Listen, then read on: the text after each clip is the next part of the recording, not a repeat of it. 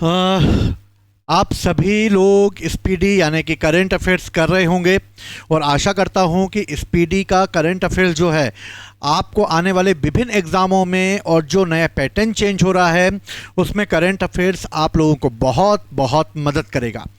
दूसरी चीज़, हम स्पीडी जब पूरी ख़त्म कर लेंगे और जब इसका पूरा स्पीडी ख़त्म हो जाएगा यानी कि एक एक टॉपिक एक एक लाइन ख़त्म कर लेंगे, उसके बाद हर महीने स्पीडी आती है तो उसमें क्या क्या चेंजेस किए गए हैं हम सिर्फ उसको ही याद करेंगे।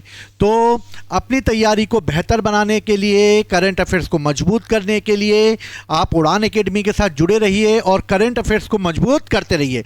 उसके बाद हम एमसीक्यू सीरीज भी जल्दी आप लोगों के सामने लेकर आएंगे। चलिए चालू करते हैं। हम लोग स्पीडी में हम लोग केंद्र सरकार की योजनाओं और उनके आर्थिक बजट के बारे में पढ़ रहे थे। देखो, बजट में 3 कर्तव्य बताए गए थे। दूसरा कर्तव्य क्या बताया गया है? इसमें बताया गया है मानव क्षमता और आकांक्षाएं बताई गई हैं। मानव क्षमता और आकांक्षाओं को बढ़ाया जाएगा। क्या बढ़ाया जाएगा?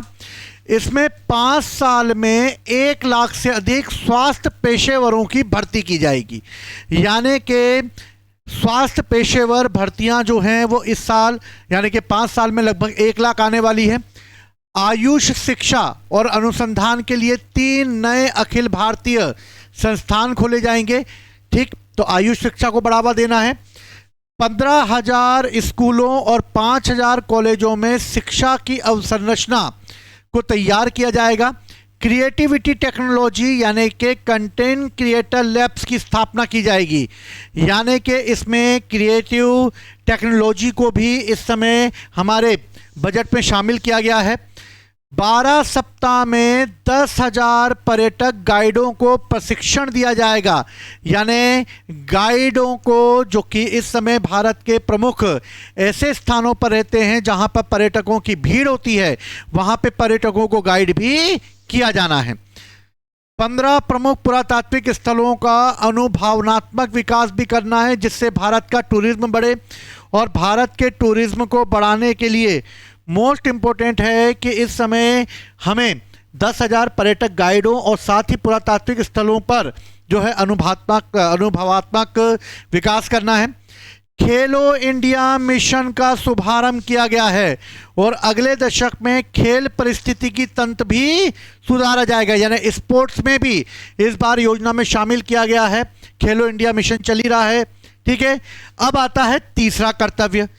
तीसरा कर्तव्य समावेशी विकास का है, यानी सबका साथ सबका विकास है। किसानों के लिए 500 जलाशयों और अमृत सरोवरों का विकास करना है।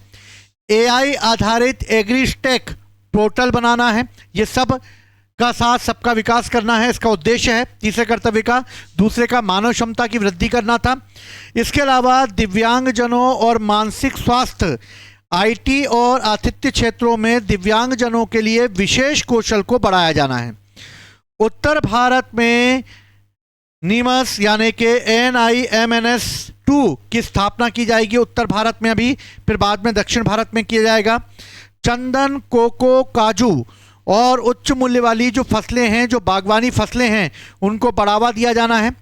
रांची और तेजपुर में मानसिक स्वास्थ्य संस्थाओं का सुदृढ़ीकरण किया जाएगा। तो रांची, तेजपुर वगैरह जो इलाके हैं वहाँ पर मुख्य रूप से अगर देखा जाए तो यहाँ पर भी इनको बढ़ावा दिया जाना मोस्ट इम्पोर्टेंट है। तो ये एक बहुत ही इम्पोर्टेंट जो योजनाओं के तहत जो है सरकार अपने लक्ष्य को निर्धारित कर रही है, जिसके तहत समय समय पर जो है योजनाओं का क्रियान्वयन हो सके। पूर्वोत्तर राज्यों में मुख्य रूप से जो कहा गया है वो ये कहा गया है इस समय पूर्वोत्तर राज्यों में कि बौद्ध सर्किट का विकास किया जाएगा। 400 नई ई बसें चलाई जाएंगी। तो 4,000 नई ई बसें चलाई जाएंगी।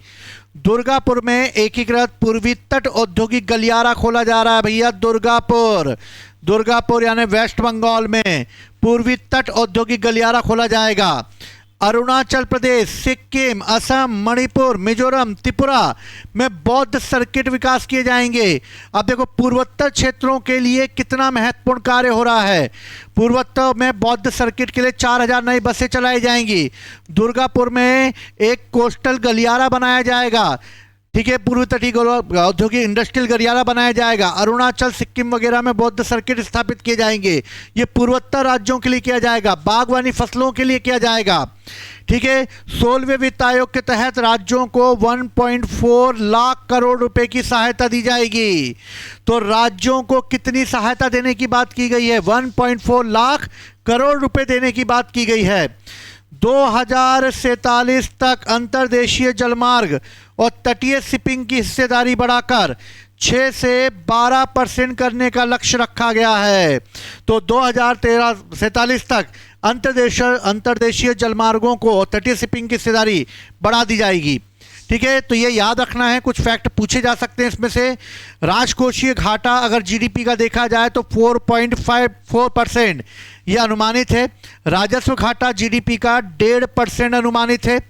प्राथमिक घाटा जो है वो 0.7 अनुमानित, यानी कि जीडीपी में अगर देखा जाए तो प्राथमिक घाटा होगा हमें 0.7%, राजस्व घाटा होगा हमें 1.5% और हमें राजकोषीय घाटा होगा 4.4% होगा।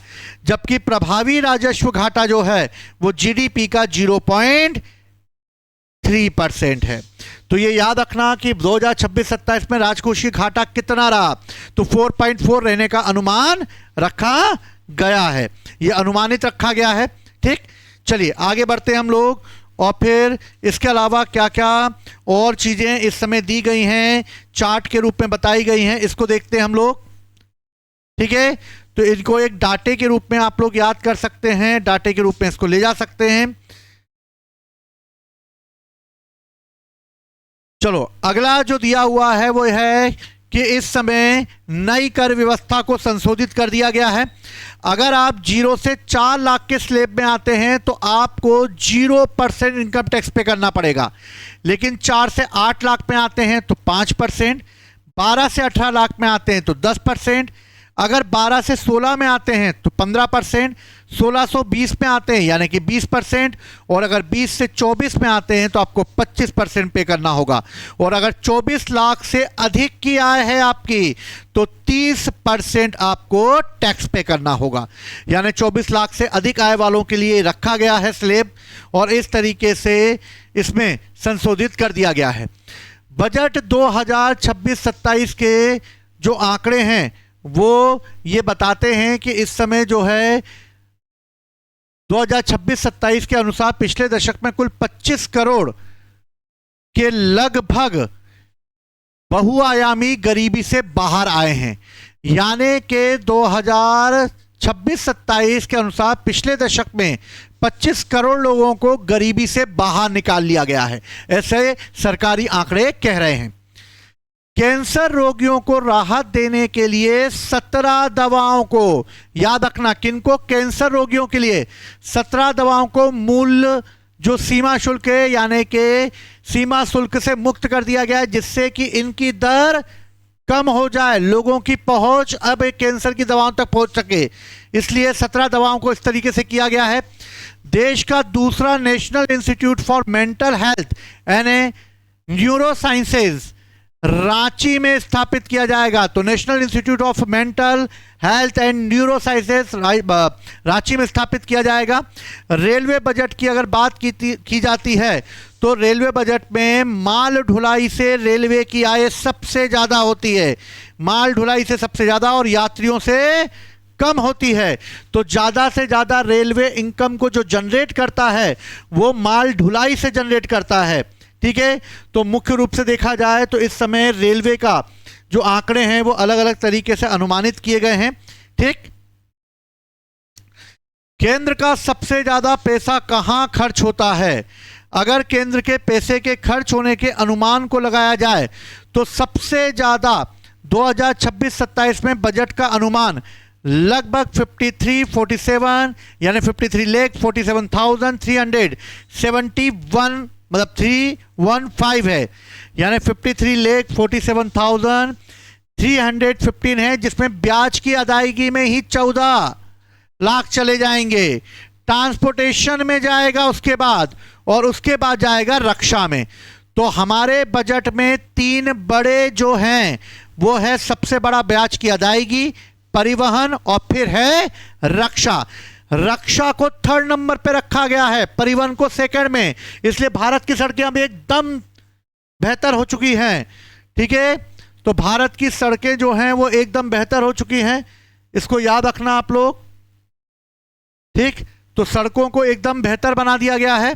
ठीक, इसके अलावा प्रमुख सब्सिडी, पेंशन, ग्रामीण विकास, संघ लोक सेवा, कृषि संबंधी कार्यालय, शिक्षा पर 1,39,289 रुपये रखा गया है। ऊर्जा की खपत होगी। फिर स्वास्थ्य देखना, स्वास्थ्य पर लगभग 1,04,599 करोड़ रुपए खर्च किए जाएंगे। आईटी सेक्टर, वाणिज्य, वैज्ञानिक विभाग, कर प्रशासन, विदेशी मामले, वित्त, पूर्वोत्तरों के विकास के लिए भी 6,812 करोड़ रुपए रखे गए हैं। और इस तरह केंद्र सरकार की ये योजनाओं के तहत अलग अलग जगह अलग अलग तरीके से इसको किया जाएगा। तो आशा करता हूं कि आप लोगों को ये टॉपिक समझ में आ रहे होंगे, करंट अफेयर्स आप मजबूती से कर रहे होंगे। अगर आप ऑफलाइन तैयारी करना चाहते हैं तो आप इंदपुरी भोपाल में उड़ान एकेडमी में आप हमारे ऑफलाइन बैच भी ज्वाइन कर सकते हैं। इसी के साथ अगले टॉपिक के साथ मैं आपसे मिलूंगा कल। जय हिंद, जय भारत।